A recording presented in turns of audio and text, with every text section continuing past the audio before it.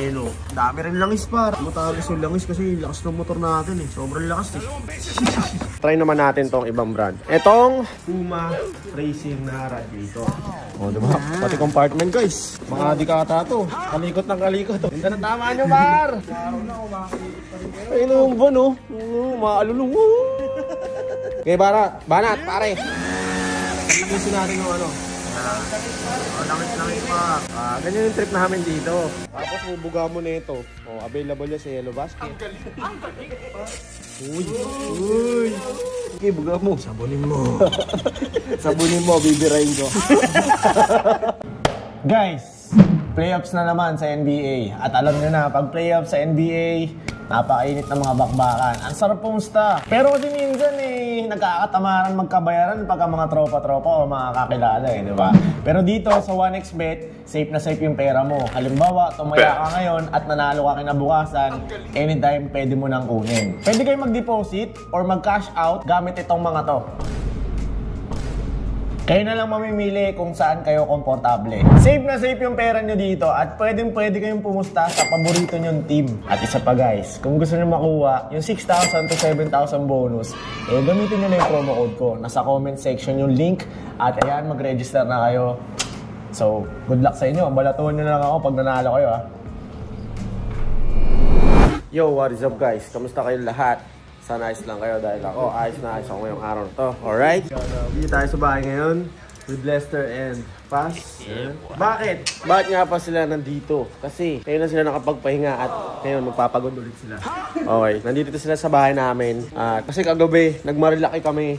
No, so tumagas yung yung sa radiator ko. Imbis na ipalalamove ko yung motor natin dun sa tondo, pinapalitan ko na lang kasi baka ganun lang din gagawin. Papalitan lang dun ng radiator, no? So, magpapalit tayo. Ang gamit natin is RS8, okay? RS8 pare. Pero don't get me wrong guys ha. Okay na okay si RS8 kasi sobrang lamig ng makina, no? Pre, malaki. Pero kasi nalubak din ako kahapon eh. Siguro natalsikan ng bato, hindi natin alam. No, so, okay naman yan, RS8. Pero papalitan lang natin na itong binili natin. Patry naman natin tong ibang brand, okay? Itong Puma Racing na radiator. Okay. Ayan. Yung radiator. Pakita ko sa inyo yung loob. So, ito siya guys. Ayan. Ikukumpara nyo, talagang napakaliit. I mean, hindi naman maliit, pero normal size lang siya. Kumpara dun sa RS8 kasi may kailangan ka pang tabasin dyan, no? So, tatry lang natin to.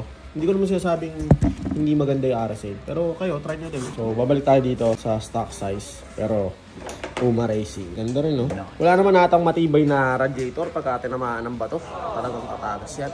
Ayan. Yan ang gagawin natin ngayong gabi. Kaya hindi na naman tayo nakabiyahe. Dapat mabiyahe tayo ngayong gabi. So, sige guys. Lester Works and Paz Works. Paz TV. Sisira nyo ata yung motor ko eh.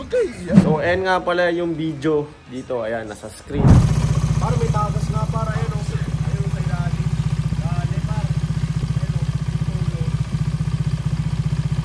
Yan yung kagabi. Hanggang kanina tinesting ko ulit, pinainit ko talagang may tumatagas. Pakabit na rin. Tester yung kuman. Okay. Kaya, lagyan na natin ang kulan. Tikmo mo nga par. Pare-pares lang yung kulat na yan no? Kulay lang nag-iiba. Siyempre, i-bleed pa yan par. Party. Ayun o. Dami rin langis par. Ayan pa pala ayusin natin ngayong araw na to. Matagas yung langis kasi lakas ng motor natin eh. Sobrang lakas eh. Par, nangyari par. Nagsuka ng langis. So ayun guys, bago mainit pa kasi in-start natin kanina eh. So hindi pa ma-change oil. Bali, yan. Okay, banat pare. Ayusin natin yung langis pa. Ayusin natin mga langis dyan. Ganyan yung trip namin dito. Ayun na ba sa aero turbulent? Eh no, tangin pa ang adik nakaka-adik. Diba? Sino bang ayaw may ganyang kalinis sa makina? Tapos bubuga mo na ito. Available yan sa Yellow Basket. Ang galing! Uy, di kita sa video. Sabay, babrasin natin mamaya. Grabe yung langis Yak. Kasi. Tapos na nabang niya. Diba? Tapos na nabang niya. Ay, tapos na ba? Punta nga lang next week pa. Hindi tayo abot. Par, late tayo. Ang dumi Yak. Kulang pa sa sabon yung par. Okay, buga mo. Sabunin mo. Sabunin mo, bibirain ko. Sabunin mo, baby. Sabunin mo, dawi.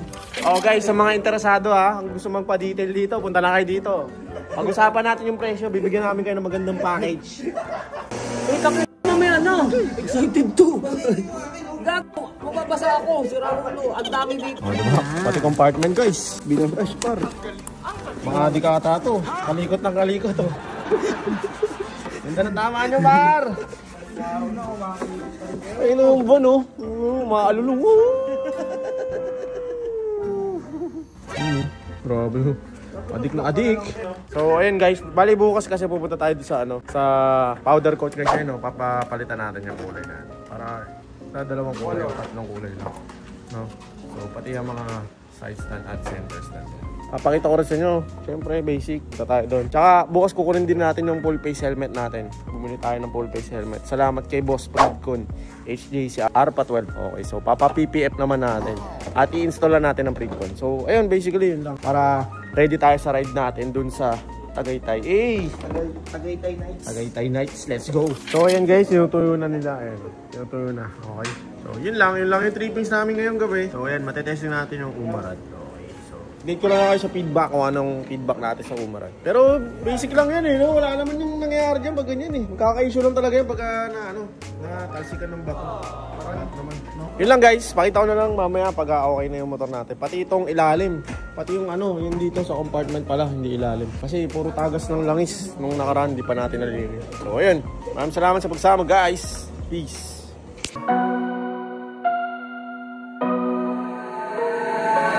I'm in the game, I was on the bench. First I was renting, now I'm collecting rent.